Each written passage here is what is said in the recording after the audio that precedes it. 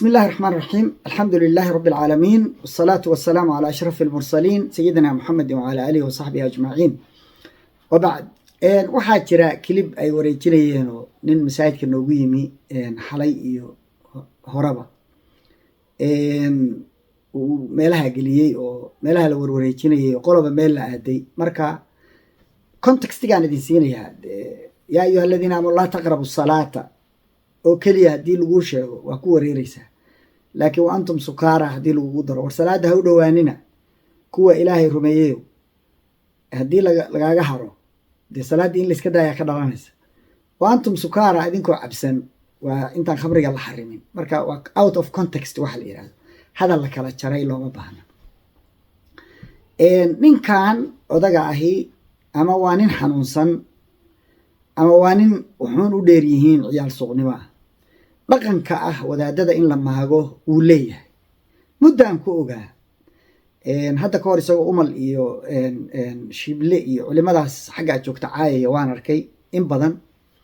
aniga dhowr jeeroo kelibya la iisoo diraa jira layiri ninkii waa ku caayayey, waxaa dan kama galo.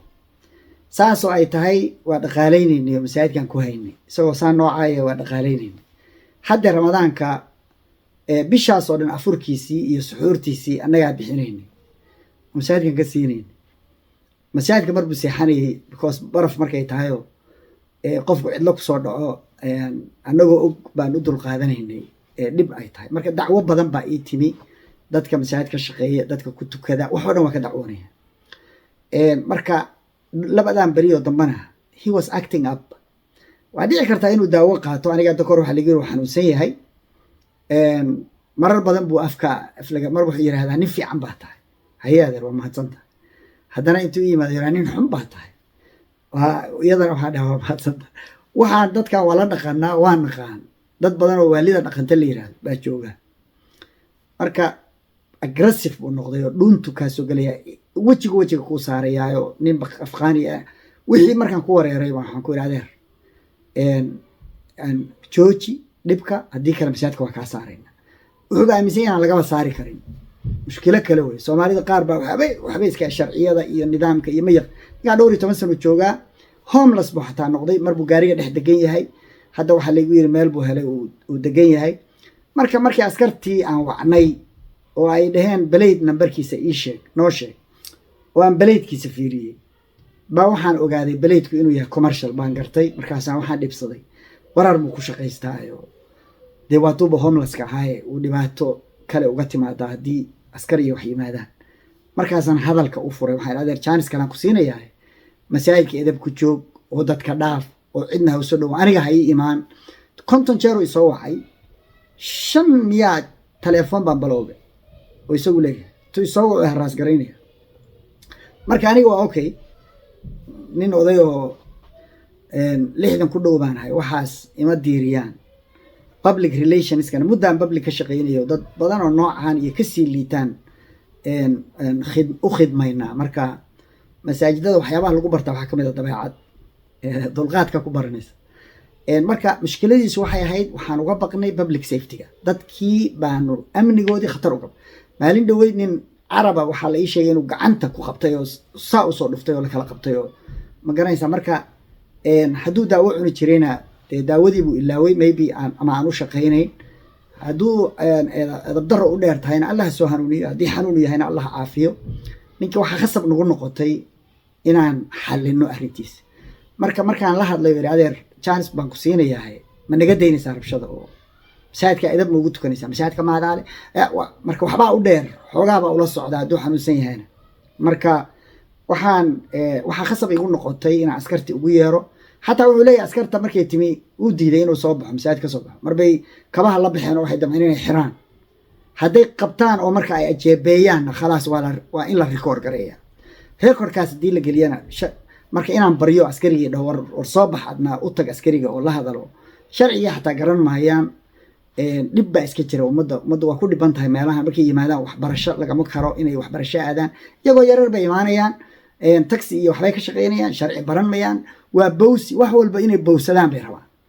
wax akhris ma jiro, wax qoraal ma jiro, iskuul dhigasho ma jirto. musiibadaasaa jirta. dhalinyaroy mar kale idinku celin qalinka hala qaato. weliba qolyihiina qurbaha tegey shaqo iyo waxaasi waa wax dambe haddaad shaqo iyo waxbarasho isku wadi kartidna isku wad haddii kalena wax baro taasaa muhiima qofka xanuunsanna allaha daaweeyo wiilkan cid taqaana hadday jirto axmed un baan u garanayahay maaragtay masaajidka waa laga saaray ha ku soo noqon baa lagu yiri masaajidadu waa badan yihiin meelaha ku tukaa lagu yiri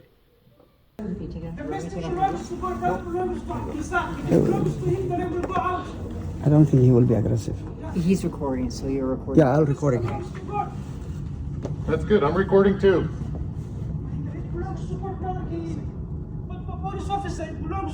You're harassing people here. You're not welcome. Time to go.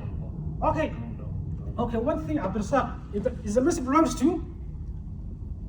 marka askartii markaan ugu yeernay xataa waxaa loo sheegay online-kan idabdaradan u samaynaya inay dembi tahay online bullying la yiraahdo anaga waxay dhaheen xaqba waxaan war iska daaya ninkaan xanuunsan weye waxba ha gelinina recordkiisa iyo systemkiisa iyo waxba ha gelinina khalaas marka waxaa lagu yiri masaajid ka bax ciddii taqaana ha u sheegto masaajidkii ku soo noqon because hadduu soo laabto waa la xirayaa haddii la xiro uberka waa laga kansalayaa waxaa dhici karta shaqo dambe helin marka waa u turaynaa waana badan yihiin noociisu dad badan weeye masaajidada looma yimaado edabdare waxaa loo yimaadaa in lagu tukado lagu cibaadaysto maadaale iyo waxaa maxaa ku geliyey ciddii leh hadduu furan yahay masaajid ku cibaadayso oo ku noolow oo ku raaxayso qur-aan ku akhriso oo ku tuko oo magaranaysaa cidda maamusha iyo systemka iyo waxba adiga kaama gelin cid kuu dirsatay lama arko de kolley meel walbana cid baa maamusha kan annagaa maamulna marka adigu intaasaan rabay inaan contextigaa idinku daro shiddo badani ma jirto waa uun qof dhib noqday oo markaa lagu khasbanaaday in la saaro muddo markii loo dulqaadanay 7 sano waa nala joogay ninkaasi waa u dulqaadanayna oo dhibaatooyinkiisu ma yara laakiin de aakhirkii waxaa la gaaray dulqaadku marbuu kaa dhammaanayaa xilligii baa la gaaray aanu u baqnay safetyga congregationka iyo dadka imaanaya meesha intaasaan rabay inaan idinku daro billahi tawfiiq wasalaamu calaykum waraxmatullaahi wabarakaatu